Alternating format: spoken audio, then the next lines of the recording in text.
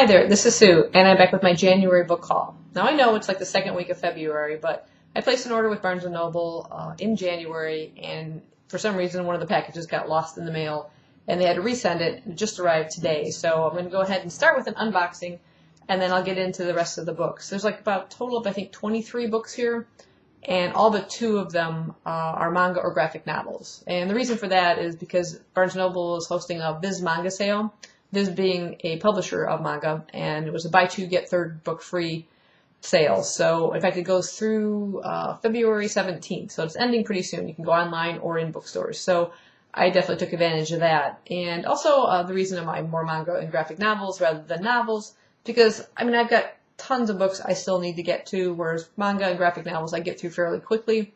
So I'm trying to limit, buying on those other titles. So I'm going to go ahead and get started and unbox this little baby here.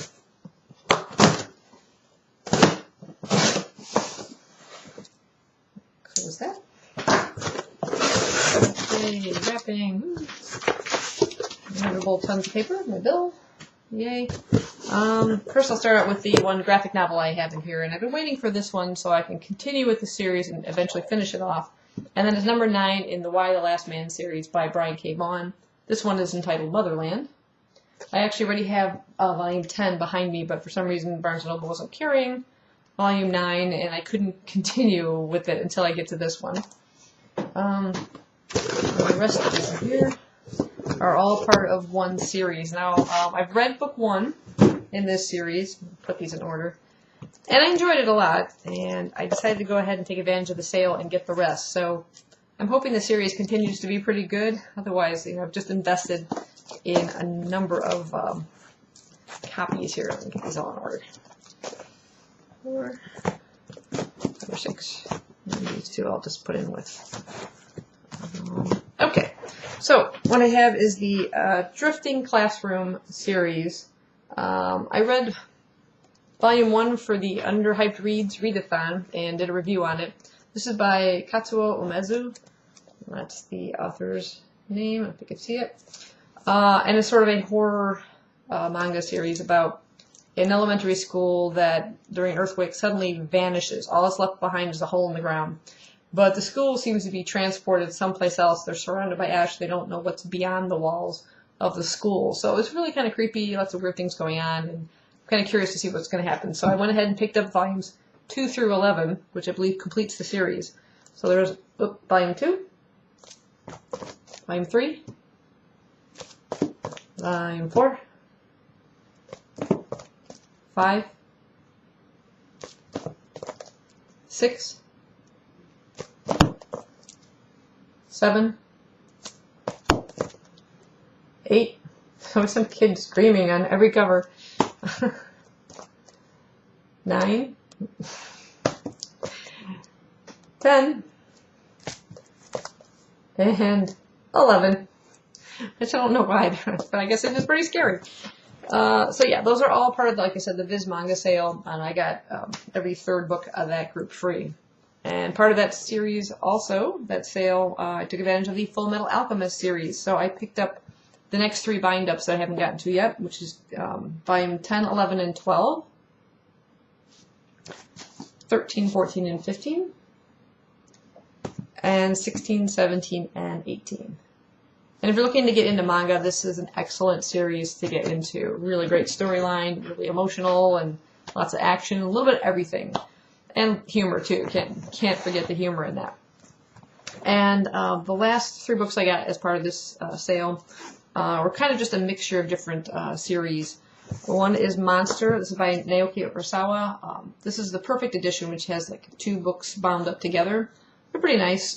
The individual ones are kind of hard to get a hold of anyway, so I'm glad that they republished this series. And yeah, it's really, really good series. I've enjoyed it so far. It's fairly thick, nicely bound up. They have some, I think, a little bit of color images in the beginnings of these. Well, I can't find the pages right now, but it's got really nice artwork in it. I like the storyline about this surgeon who saves the life of a young boy who then becomes a serial killer. And the doctor himself is under suspicion for the deaths, and he's trying to track down this kid now who's a grown young man, and he's trying to stop him. It's a really intense kind of thriller. And then I got volume 2 of Pluto, which is part written by Naoki Urasawa, the author of Monster, and Osamu Tezuka. He's kind of considered one of the gods, or the fathers of Japanese manga. And I haven't actually read any of his yet. I've got like a couple of his books I'm looking forward to get to, but this is sort of a combination. I think it's Urasawa writing a story based on Osamu Tezuka's earlier story called Astro Boy. It's sort of like his reimagining of that story. But I already have volume 1, and I just decided to go ahead and pick up the second volume. And then the last one is Vagabond. This is volume 1, which is apparently 3 books in one bind-up. And it's by Takahiko Inoue. I'm sure I just slaughtered the heck out of that name. But yeah, it's quite massive, and it's sort of a Japanese samurai storyline, and the artwork is just amazing. Yeah, lots of action scenes and fight scenes and stuff. But yeah, I thought it'd be neat seeing a sort of samurai type storyline. And there's quite a few volumes in this too, so I think there's like maybe 7 or 8 of these 3-in-1 bind-ups, and they look really beautiful on the shelves too with all these images. They create like one big image. So I'm looking forward to that. I've heard some really good things about that series. And then I also picked up volumes 4 and 5 of Judge. This is by Yoshiki Tanagi. I read the first 2 volumes. I have book 3 over there, but it's kind of fading a bit from my memory now, so I'll probably have to reread those before I just marathon the whole series. But I'm going to show you these titles, these covers sideways, because they look much more interesting. And that's number 4. And this one is number 5. And if you know the movie Saw, it kind of has that kind of feel. It's like a horror type thing. These kids are locked up. They don't know who locked them up in this big warehouse, and they're kind of having to pass judgment on each other for the 7 deadly sins that they're all guilty of. Each one guilty of a different sin, and they have to nominate one person to die each time, or something horrific will happen. It's really creepy. Then at a used bookstore, I happened to stumble across volumes 4 and 8 of Zombie Loan. This is by, who is it by? It's by somebody. Huh. Interesting. The author is not clearly labeled anywhere that I can see. I haven't actually read this series yet. It just says by Peach Pit, which I think is the publisher. Translation by Christine Schilling.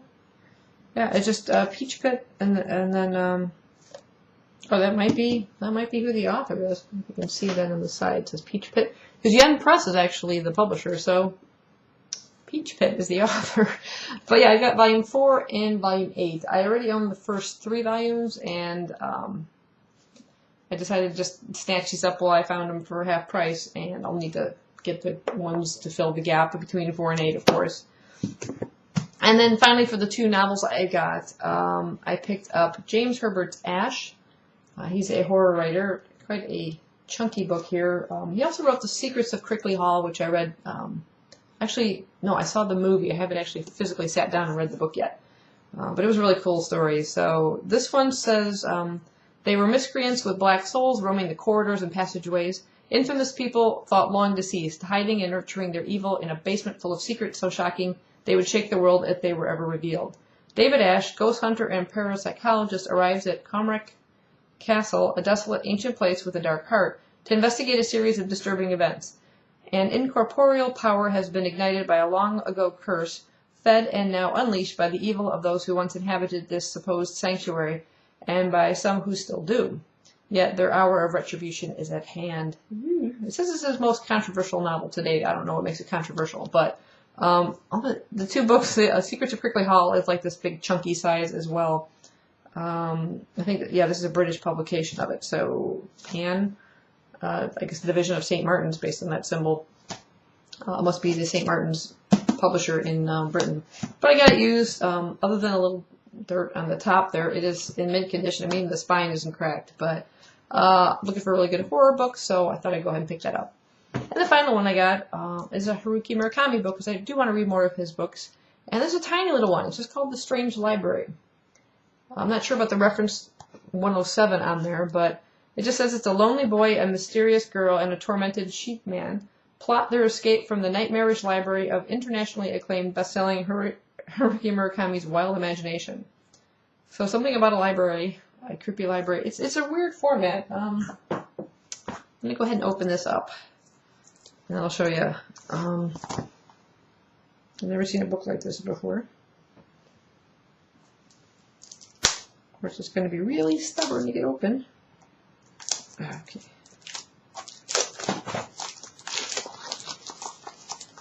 I mean, it's super small. You can see it should be a fairly quick read, but it's got this weird cover that sort of tucks in, so it's like these flaps that you would fold back. It looks like it literally begins right there on the front. The library was even more hushed than usual. And then goes right into it. And yeah, there's some artwork throughout it. Yeah, should be interesting. I'm intrigued. Smiling face. Okay. Okay, so I had to do that. Anyway, yeah, that's my book haul for January. Hope you guys enjoyed it, and I will see you in my next video. Bye-bye.